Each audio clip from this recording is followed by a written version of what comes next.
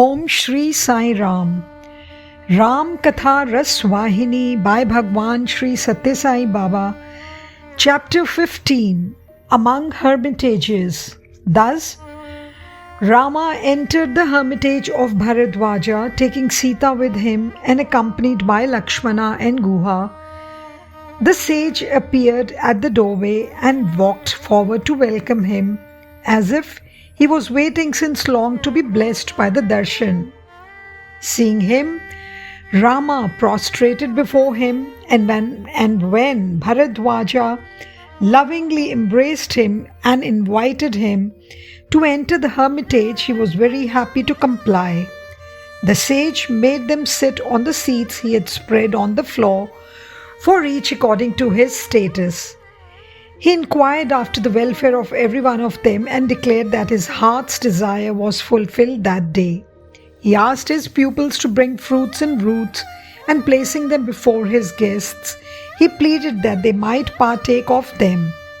They spent the night in that hermitage, accepting the sage's hospitality and service. When day dawned, Rama proceeded to the confluence of the three rivers at Prayag and requested the sage to give him company. Bharadwaj said, "Listen, O Lord, I chose this holy spot for my hermitage and austerities since I knew I could get here the darshan for which I longed for many years. To get the thrill of your darshan, I undertook vows and performed Vedic yajnas and yajas. I immersed myself in the chanting of divine names and in meditation on the divine form, so that I might be rewarded with a chance to converse with you. I was awarded darshans of all three of you. I have no more wants. I am no more concerned with the bath or with food.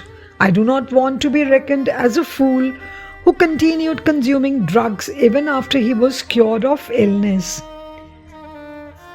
I am free now from the fell disease of birth and death. I have seen God."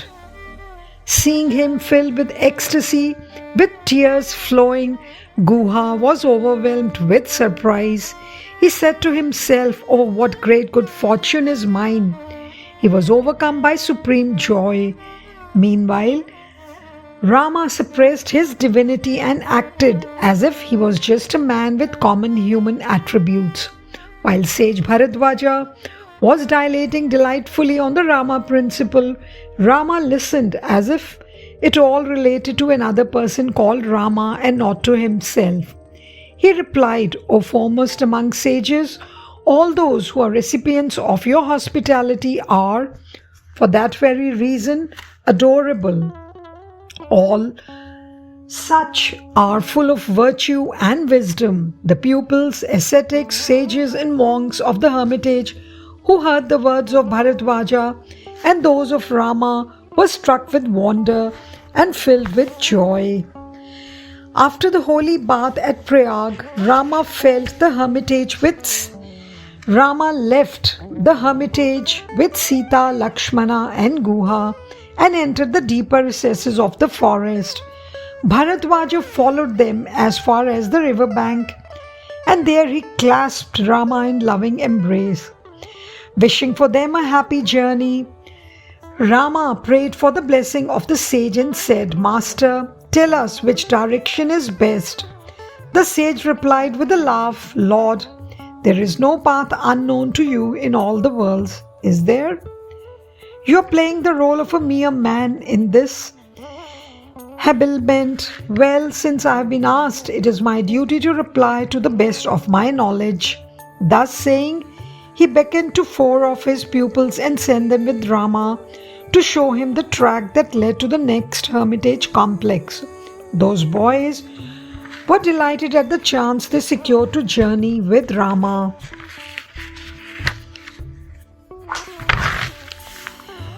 For some little distance, they felt that it was a gift earned in previous lives. They walked in front, showing them the track.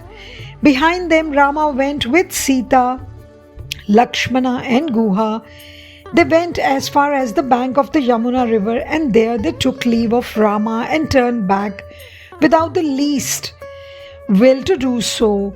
Sita, Rama and Lakshmana were very pleased with the pupils for the help they rendered. They blessed them with all their hearts and allowed them to leave. Then they got ready to have the holy bath in the sacred Yamuna. Meanwhile, the inhabitants of the villages on the bank noticed these visitors of extraordinary charm and splendor and gathered around them, wondering who they were and whence they came and what their names were. They were too shy and too afraid to ask. They were talking in whispers among themselves.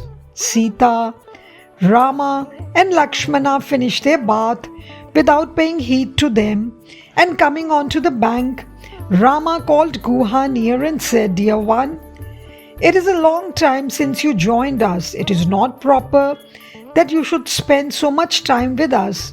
You must carry out your duties to your subjects. Go home now to your post of duty." He then gave him permission to leave. Guha found himself helpless to answer him. Can anyone give up the wish-fulfilling gem that he has come by? How unfortunate I am to be forced to do so, he wailed. He could not disregard the command of Rama, so he prostrated before Sita, Rama and Lakshmana and showered on his head the dust of their feet. He left their presence most unwillingly. A short time after Guha left them, the three resumed their journey. Soon they saw before them a city which shone brighter than even the city of the Nagas. As they neared the light, they wondered which city it was. The nearer they came, the more delighted they were at the grandeur and charm of the city and its suburbs. Reaching quite near, they took it to be the Amravati, the city of the gods, and they were still more delighted. They felt that the citizens must be gods, not men. They sat under a tree in its cool shade and admired its splendor and magnificence. The people came around them and questioned among themselves whether they had come down from heaven and were the immortals themselves. They ran into the town and spread the good news that some divine personalities were coming into the city bringing great good luck with them. Everyone who heard them ran towards the visitors and vied with each other in attending to their comforts. Some placed milk before them, some spread fruits, or looked at them without even a wink. No one could leave them and go back. They stood unwilling to depart. One of them, bolder than the rest, came forward and spoke. "Sirs, your charm and imposing personality make us infer that you are princes of royal blood. But you are journeying by foot along these rough jungle paths. With this stencil, you are climbing mountains and crossing rivers. You are hard travelers, braving all the dangers of the track. So, we have to conclude that you are like us, mere citizens. We cannot understand how you manage to travel across this forest where lions abound and herds of wild elephants roam. And you have with you this tender embodiment of loveliness and beauty. Have you no kith and kin, no friends and comrades, no well-wishers? If there were any such, certainly they would not have allowed you to venture on this journey." He inquired into the nature and cause of the journey and put a number of other questions to Rama. Meanwhile, a woman advanced from the gathering towards them and addressed Rama thus, "O Prince, I am placing a prayer before you. Woman that I am afraid to express it. Pardon my effrontery. We are common folk, unacquainted with verbal fineness. Your physical charm reflects the luster of emerald and gold, which seem to be the source of your brightness. One of you has the complexion of the rain cloud, while the other is resplendent white. Both are as enchanting as a billion gods of love molded into human bodies. Again, we are not aware how this sweet damsel is related to you. She has the exquisite charm of the goddess of love, Rati Devi. Watching her modesty and innate humility as well as her charm, we women are ashamed of ourselves. Kindly tell us who you are and for what purpose you have come thus wise. Listening to their prayers and watching their eagerness and joy, Rama and Lakshmana were very much amused.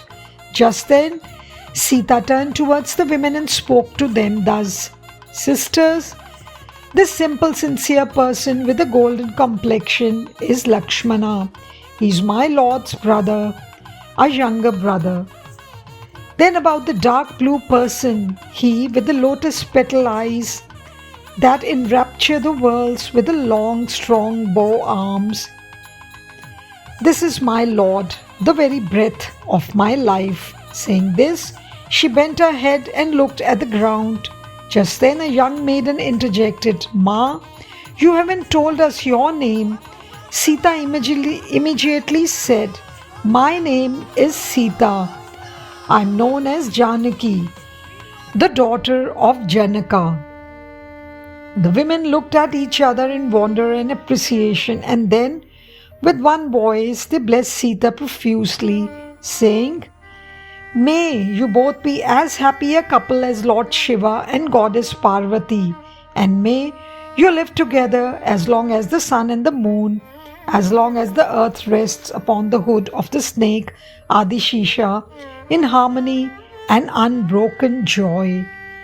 Rama too spoke to the men and informed them that they had come to see the grandeur and beauty of the forests, and that their journey so far had been quite comfortable and useful, that they were not in the least exhausted or inconvenienced. He asked their permission to leave, and then they turned to the forest again. Having nothing left to do so, the men and women hied homeward.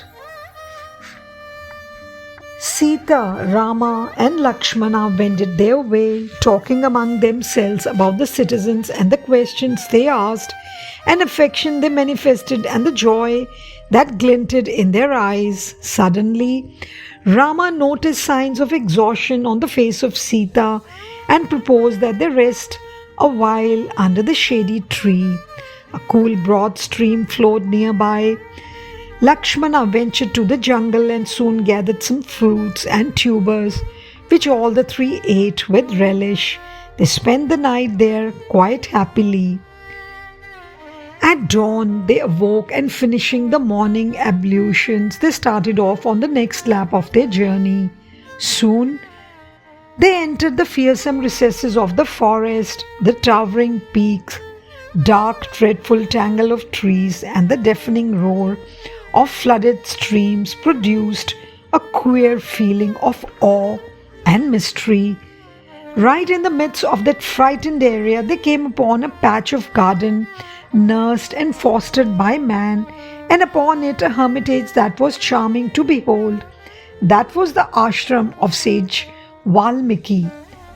On one side of the hermitage rose the cliffs of a tall mountain. On the other side, far below, at the bottom of a deep trough, flowed a murmuring stream. The hermitage was a picture of beauty. It shone like a gem on that green carpet. Sita felt considerably relieved and assuaged when her eyes fell on that picture. Learning from his pupils that they had entered the garden, Valmiki emerged from the hermitage and appeared at the door.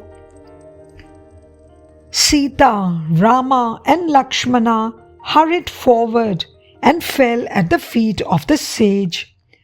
The sage too moved forward, and as if he had known them long, he welcomed them with fond embrace. He invited all three to enter the hermitage. The sage Valmiki provided comfortable seats for Rama, whom he loved as his very breath, and for Lakshmana and Sita. He called for fruits and edible tubers, and placed them before the three. As desired by Valmiki, they partook of them and expressed their pleasure. Valmiki sat before them watching Rama and quenching the thirst of his eyes. He was filled with inexpressible delight. With utmost humility, Rama addressed the great sage thus, "Most venerable sage, you are conversant with the past, the present and the future of all. So, the reason why I have entered this forest must be as clear to you as the berry in one's palm. Nevertheless, I feel it right that I should discharge my duty of informing you why I am here with my wife and brother." Then Rama described how Queen Kaikeyi sent them into exile in the forest and how brother Bharat was to be crowned as ruler of the realm according to the promise made by the father. The sage listened to the story and communicated his joy with a face lit with smiles. He said, "Rama, as you fulfill their desires then, you have satisfied my desire now. My austerities, vows and yearning have at last yielded fruit today. I must confer on Kaikeyi my heartfelt gratitude and a share of the bliss I am now enjoying." Valmiki sat along in silence with his eyes closed while trying to keep within control the emotions of gratitude and joy surging inside him. Tears gathered in his eyes, tears of Ananda, as they rolled down his cheeks in big drops that chased each other. Rama broke the silence and said, "We shall reside at the place where you direct us to live. Indicate to us a place where we shall not cause any trouble to anyone and where we shall not come in the way of hermits and hermitages. Give us proper advice. We shall put up a thatch of leaves at that place and spend some time therein." These words from a pure, sincere heart moved the sage. He said in reply, "O Rama, I am indeed blessed. You are as the flag that proclaims the glory of the Raghu dynasty. For what reason are you voicing thus? You are the force that fosters the path laid down in the Vedas. You are the power that safeguards it from harm. Sita is the deluding half of your personality, your Maya. She creates, maintains, and destroys worlds beyond worlds. And Lakshmana is the very basis of the movable and the immovable, the thousand-hooded serpent, the primal Sheshanag, which upholds the universe. You have assumed forms in order to carry out the wishes of the gods, that you re-establish righteousness in the world. You will, I'm sure, destroy all demonic hearts pretty soon.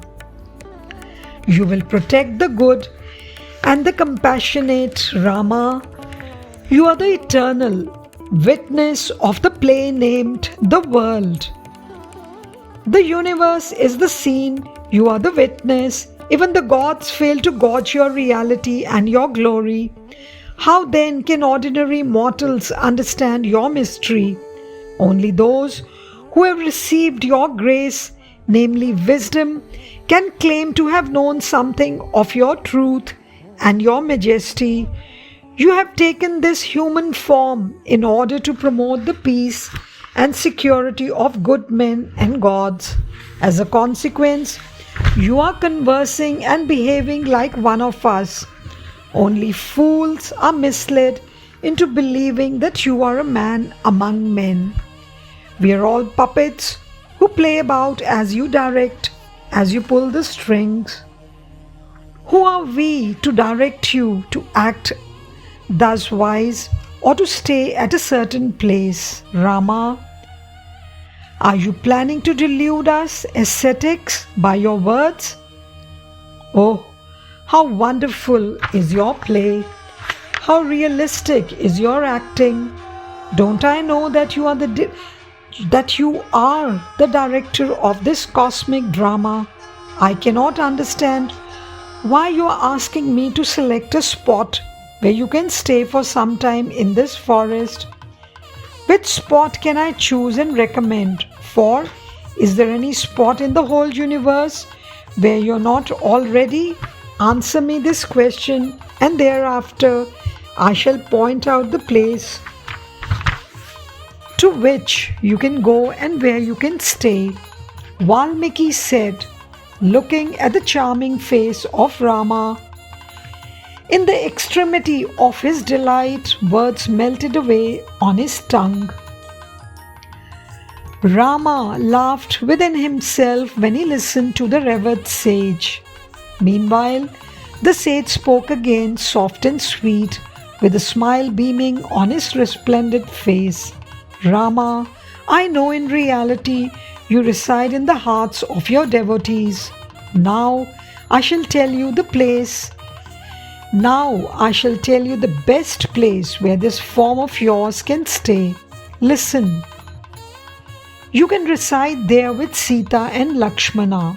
Select those ears, like the ocean, receive gladly the streams of stories recounting your exploits, and are ever happy, listening to the narrative of your divine acts and words, whose tongues are busy repeating your name and tasting its nectarous sweetness, whose throats reside and revel in the recitation of your praise, and of your words which are soft and refreshing sweet, whose eyes yearn to see your cloud blue form as the Chataka bird yearns for the first cloud burst, whose ever-present longing is to discover you anywhere, in any quarter, and delight in the discovery when you find any such.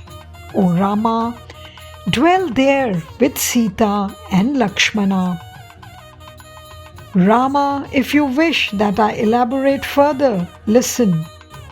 Stay in the heart of the person who discards evil in others and loves them for the good they have, who trudges along the journey of life in the path of morality and integrity, who observes approved limits of conduct and behavior, and who has the faith in thought, word and deed, that the universe is your creation and that the entire objective world is your body.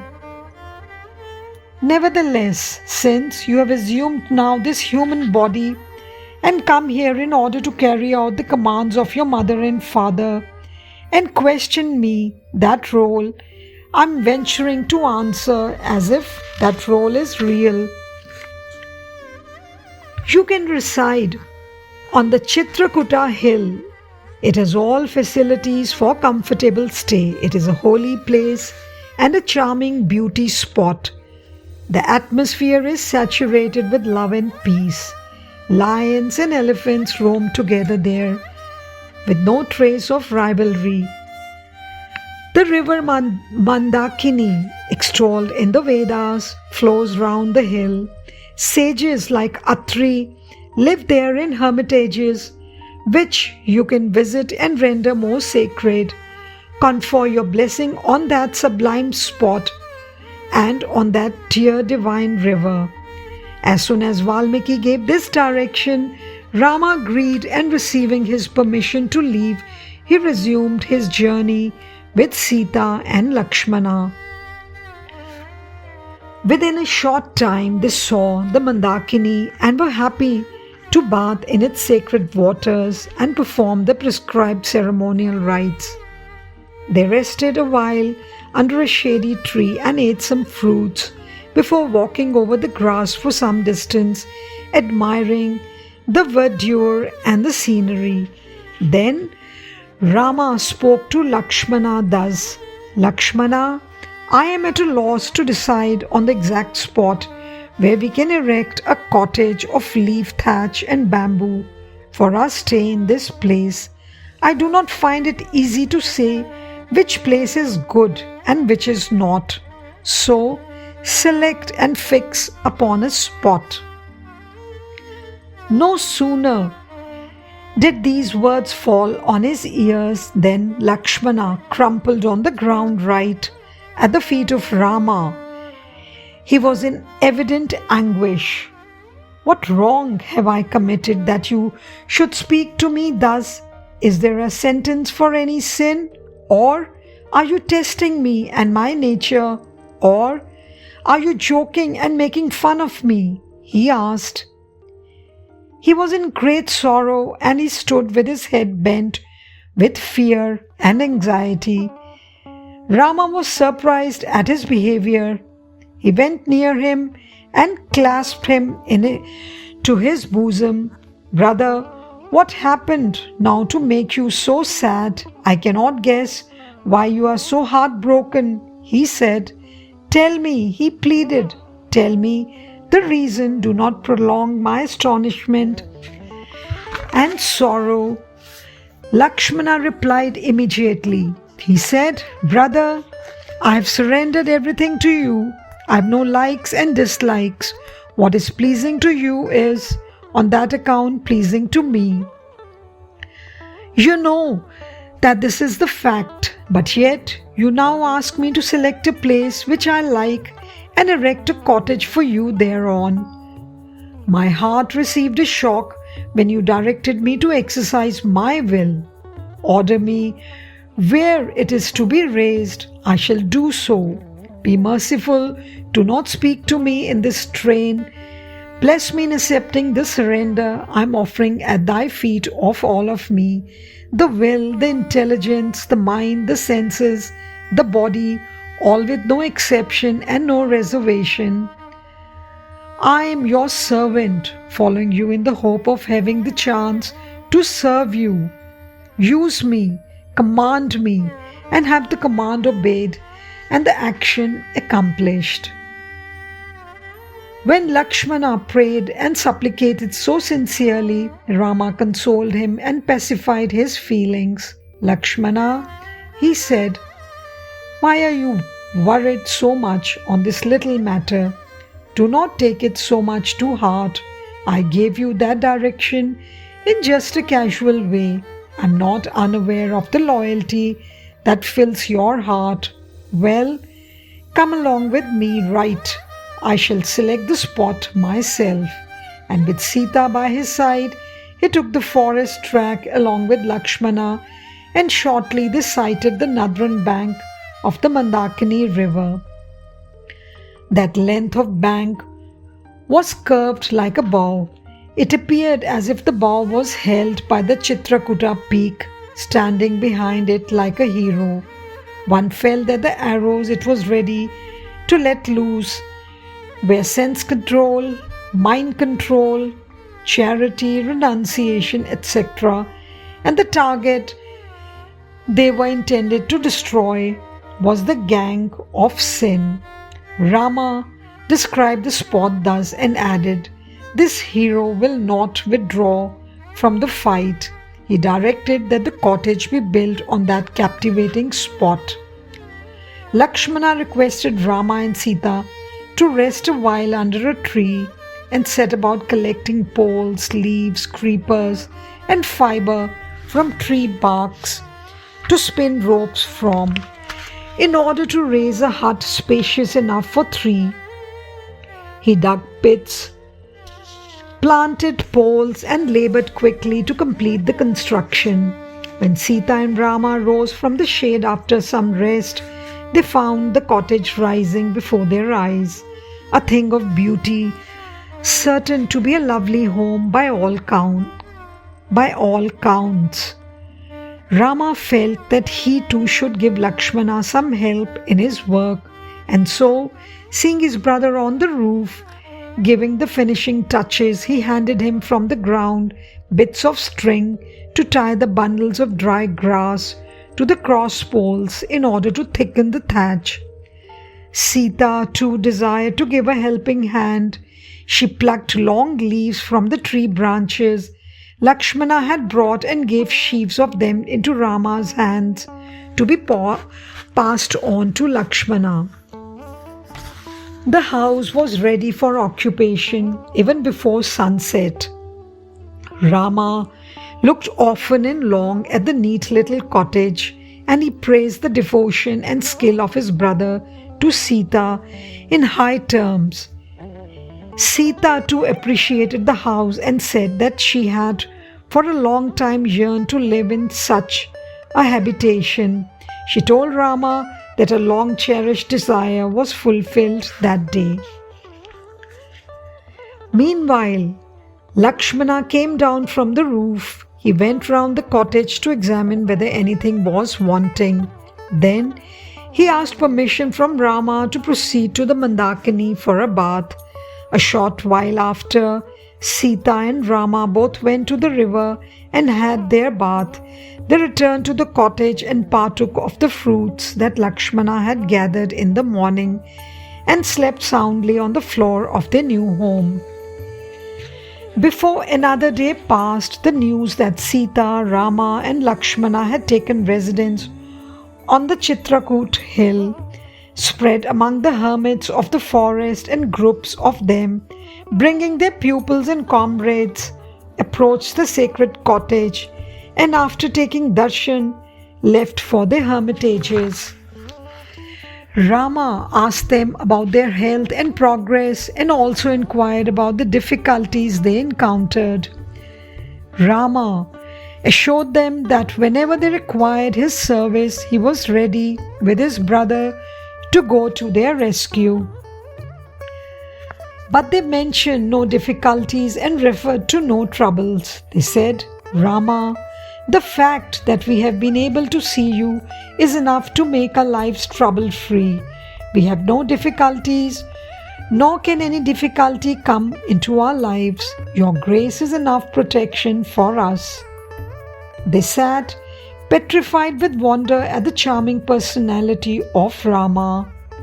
Rama welcomed the ascetics and treated them with affectionate regard. Seeing him and being in his presence cooled the pining hearts of the ascetics and gave them immense consolation and confidence. A deep calm descended on their consciousness. Rama is predominantly love. He made every one of the forest dwellers happy. He discoursed with them and slaked the thirst for love that was tormenting them.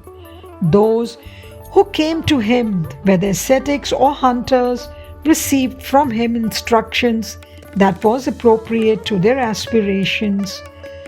Rama elevated their occupations into a higher level by his sympathy and counsel.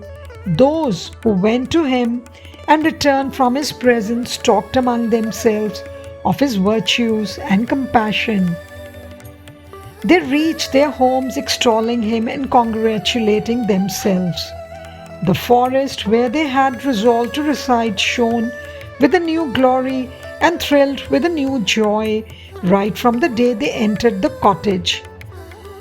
It was charming to the eye and saturated with a coolness that delighted the mind. The ascetic communities that lived in the forest had fear and anxiety removed from their lives. In their place, Ananda grew and flourished. Even the hard-hearted hunter clan started observing the rules of morality. They soon became ornaments of the human race. The Vindhyan range was sad that the Chitrakoot mountain had won this fortune. Why not the Vindhyan range alone? All mountain ranges continued to be sad, for they could not attract Rama to select them for his residence. Lakshmana had the unique chance of feasting his eyes upon the lotus feet of Sita and Rama and imbibing the affection they bestowed on him.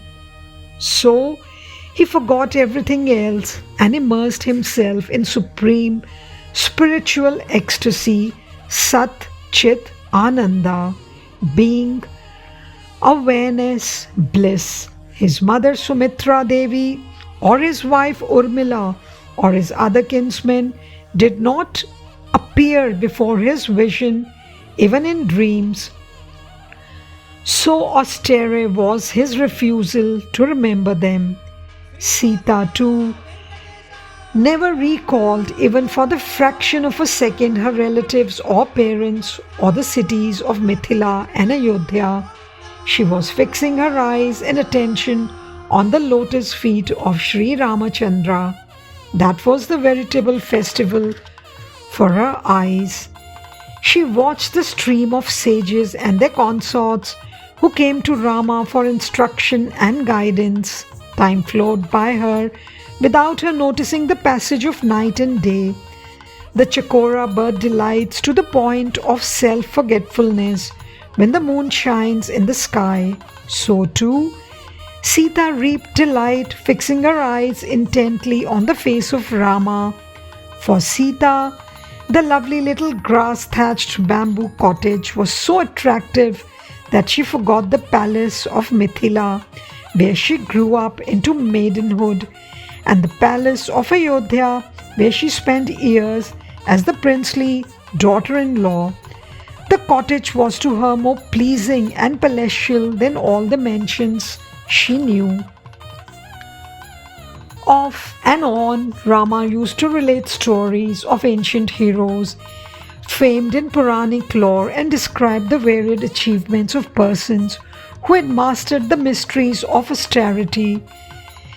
These were heard by Sita and Lakshmana eagerly and with enthusiasm. In the midst of these narrations, Rama used to remember his parents and remind them of their grief at being separated from them. On these occasions, Sita had her eyes filled with tears at the thought of her father-in-law and mother-in-law. Drops rolled down her cheeks when she pictured the plight of Queen Kaushalya.